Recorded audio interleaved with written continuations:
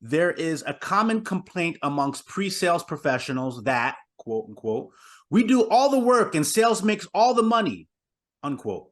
But we're already well compensated, and would we actually want to do all the harder parts of sales if we had a higher OTE, but also higher risk of PIP?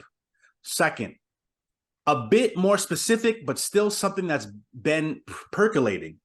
With the advent of LLMs, which is Chat GPT, Bard, etc., do pre-sales still need to be as technical and able to code, or should we be focused on how to use these tools to write code for us and become prompt engineers, shifting our focus to more strategic / business topics? So we could go back up to the first one and ask that. Let's do the first one, where Okay. pre-sales say we do all the work and sales makes all the money. All the money. We do not do all the work. So as you know, I've been shifted out of my sales engineering role and more into a sales role. And I haven't, like, every SE I talk to who sit across, like, they sit across their salesperson, they see them do nothing during a call, like a demo. And they think that, oh, I can do their job better than them. So here's the thing. While you're sitting and you're complaining that they're doing nothing in a demo, they have their computer open, they're sending emails, which I don't like, but that's what they do. They're probably trying to reach out to a million other customers to close deals. They're trying to find new opportunities. They're trying to convince a customer to actually come and meet with them so you can bring them in and you can show up and you're the hero who comes in and solves the problem. After you do the demo, after you do the POC, they're the ones closing the deal, right? And that's like, you think it's easy work. It's not easy. It's difficult. Not like, if the SE does their job right, that's great. It makes the salesperson's job easier to negotiate and close the deal. But there's more things to it than what goes on with the customer. The salesperson is kind of selling the sales team to their management every single day. Every time there's a funnel review and they get beat up and chewed out. Every time a deal gets pushed, right? Like, I get calls from VPs of sales telling me, like, hey, Ramsey, we need $100,000 from you this month. Go get it. Like, all right, where am I going to go get it? Am I just going to create something out of thin air? And then they say, well, we don't care, just go get it. And okay, what happens if I don't? Well, you will see, right? Sales is not an easy job. It's not even, there are some fun aspects to it, but it's a high stress, high reward job. Sales engineering is not. I mean, yes, it's long hours. Yes, there's the stress of performing a demo, but it's also fun to perform the demo. It's fun to work on these things. We get to sit back. We get to say, I need to learn technology, so I'm going to spend 4 hours today learning AWS. A salesperson does not have that luxury. If they're not meeting a customer, they're not doing their job. So, I mean, like, go try it, right? If you think you're going to be better than a salesperson at sales, go try it and see how your life changes. See how you're working longer hours.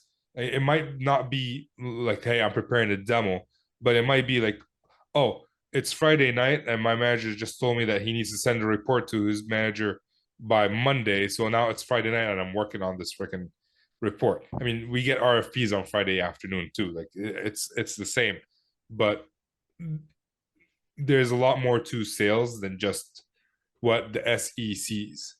There's a lot going on behind the scenes, both with the customer and internally with the management.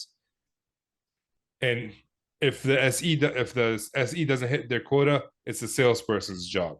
If the salesperson doesn't hit their quota, they're gone, depending on the company. But they might be gone. Yeah. I don't know if you go ahead. No, go ahead. Yeah, no, I know now you're in a different role, so you get to see it. Same here. I have worked within the go-to-market, working in marketing and, business development, and of course, being very close to the AE.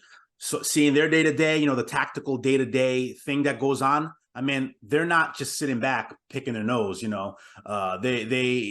are doing work. They're doing work in a different capacity. It's not Uh, fun. and it's yeah, they're hustling. They're definitely in the grind, and it's sometimes a little scary for them because they have this quota, and just like you said, I mean, it depends on the company, but I mean, I'm seeing in a lot of companies that AEs get let go really quick Yeah, compared to SEs. And so yes, their job is to make sure that they hunt that deal down. That they're always making sure that they have accounts in the pipeline that's moving through that pipeline, yeah. it's scary. So I mean, that's I think what I Like, want to say is I think more SEs should get. There shouldn't be that silo where all they're seeing is like, well, I only see what I'm doing every day. They should be able to have some more empathy by maybe just really like seeing what are they doing day to day, and shadow. even I would say shadow people should. I think everybody should always do somebody else's part for a little bit just to get a little more insight. Some You know? companies do that. Some companies allow people to like rotate. The Yeah. one thing I would say, like, find me an SE who will enjoy tracking fulfillment of a specific order, Hmm. Ooh. right? Sometimes salespeople don't get paid until an order is fulfilled, right? If there's hardware involved, that means shipping of pieces of equipment. Yes. Ooh. Yes. I remember this one. I have to track shipments. Yes. Like, that's my job right now. I have to track shipments, make sure that the customer is happy. We don't have customer success. We are also customer success. Like, the sales team is customer success. Mm-hmm. So I have to make sure, because if we don't send it in time before quarter end, the customer might not have budget anymore, and they will cancel that order. Tell me what SE wants to do that. Right. Find It's me all the one.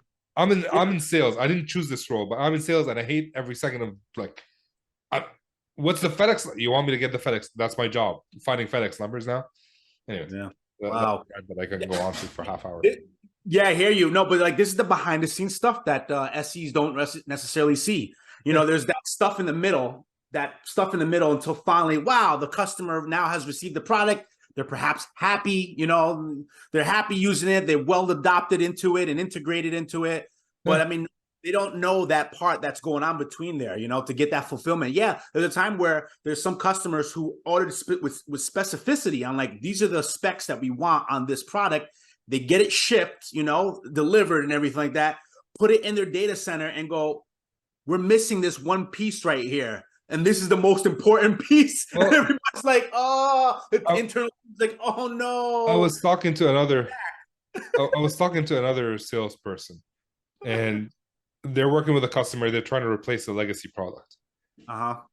and they asked all the right questions, whatever. And then the customer started using their product, and there's one legacy feature from the old product that hasn't been created for like 20 years that is not available.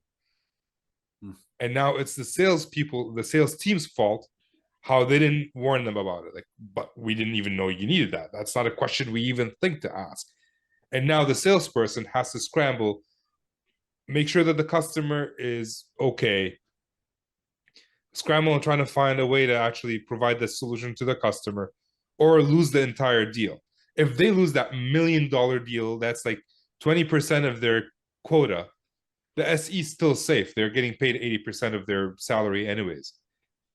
The salesperson just lost 25% of their salary right there. And it's not like the old days where salespeople are driving Ferraris and whatnot because Nortel is buying all the equipment.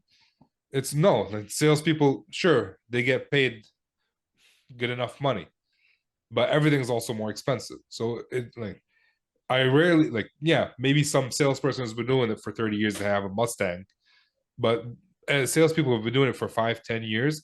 They're still driving their Nissan Rogue that has a hole in it up front because their wife drove into a rock. Never mind, that's a different story.